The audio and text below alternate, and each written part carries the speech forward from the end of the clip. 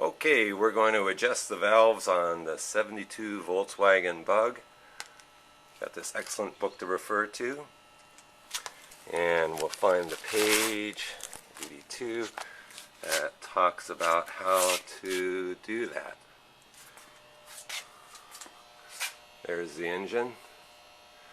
We're going to go underneath and pop the valve cover off. Let's see if we can do that up here. Take a screwdriver and see if I can get this set up right here. There it is right there.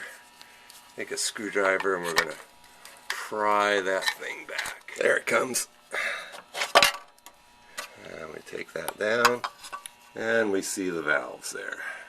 This cover's got a little cork gasket around it, and we'll see, maybe it doesn't need to always be replaced. If it does, we've got a replacement one here for it. Okay, to get cylinder number 1 in the firing position, we rotate we use this this wrench on this flywheel, and we rotate the engine clockwise until the distributor rotator lines up roughly with the little notch there, and that tells us we're in the right area. And then we look down here and we get the flywheel on top dead center, lined up with the crack here in the case.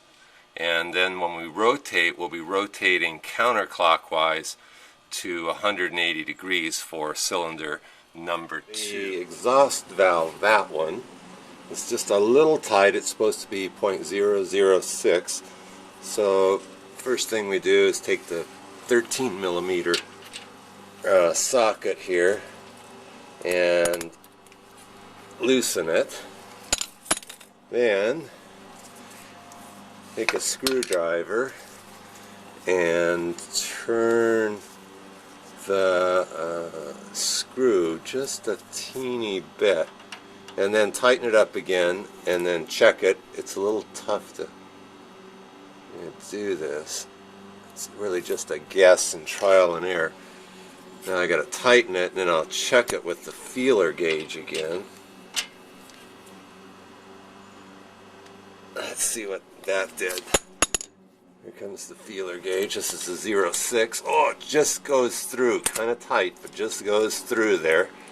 Now that's the 0.6. I have the 0.4 out for the intake valve, but I'm going to check to see if it's not too loose by finding the 0.8 and seeing if that one will go through. If that one does not go through, which it doesn't, and the 6 does go through, and we're in pretty good shape. Got to make sure that that's pretty good. Should be nice and snug, not too loose. And let's just double check to make sure we don't want this to be loose. Not too hard, just snug. Check it one more time. Okay, that's good. Now we're going to move on to the next one. This intake is supposed to be at 4. It slides through pretty easily. Let's check the 6, and if the 6 doesn't go, oh, it does go, but just barely. So that's just a tad loose. So we're going to take this 13 millimeter one more time. Now this time I'm going to, okay, I adjusted it one more time. The 4 still goes through easily, well, with some friction. And the 6, where's my 6? 6 doesn't really go through, no. So that's okay. The valves for cylinder number 1 have been set, and now we're going to rotate. Oops, I got to get this in counterclockwise position. Here we go. And we're going to go all the way around until we see STAT, which is 0 on the flywheel on that side, and we'll stop it right about there. Oops, it's not super critical degree or so.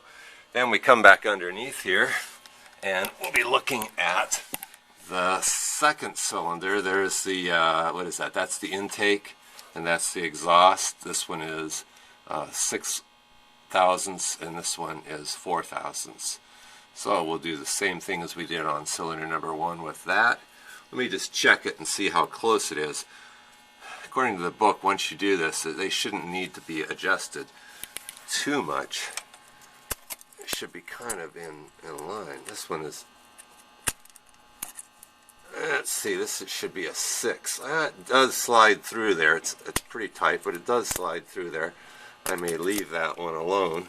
And let's try a 4 over here. Okay, I checked that, and the 4 goes through this one, the exhaust, or the intake, or exhaust, and the 6 goes through that one, so I think those are okay. I'm going to leave them alone, and I'm going to be putting the valve cap back on and then pulling this bar back up to lock it in place.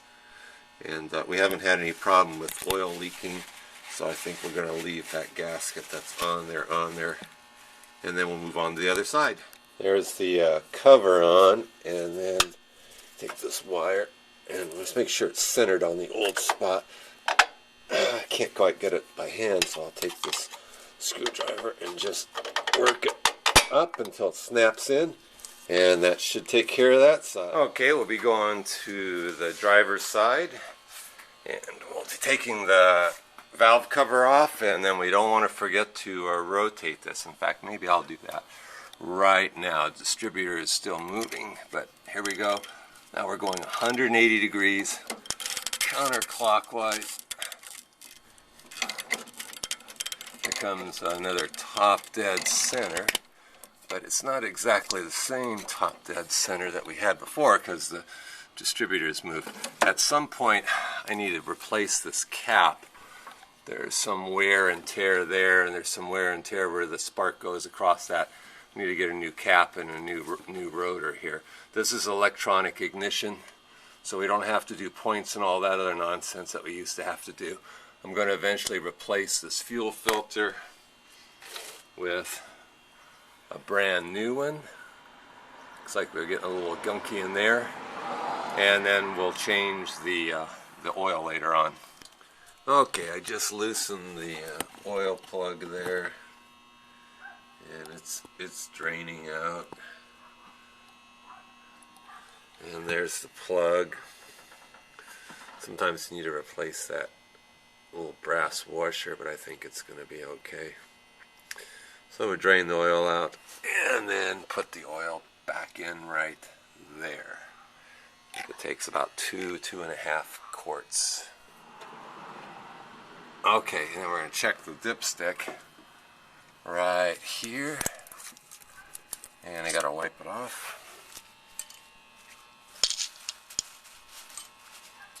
And we'll check the level. It's going to need to be right between those two marks.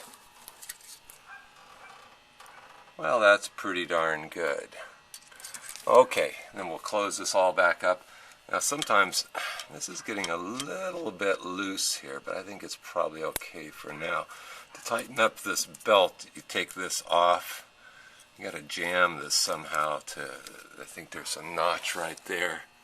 Yeah, you got to jam it with a big screwdriver and then twist this off of there. I'm not sure if it goes counterclockwise or clockwise. And there's little washers back behind there. You take those washers and you move them to the back side, and that, or you move them from the back side to the outside, and that creates more pressure, which tightens this belt up. But I think it's okay. It's not slipping when I turn the engine over, so it's probably okay. Some point, I forgot, probably need to change the spark plugs at some point. They're back down in there. A little bit of a pain in the neck to do that too. But I think that'll be good enough for today. That's how you do the valve adjustments, change the oil, and change the fuel filter.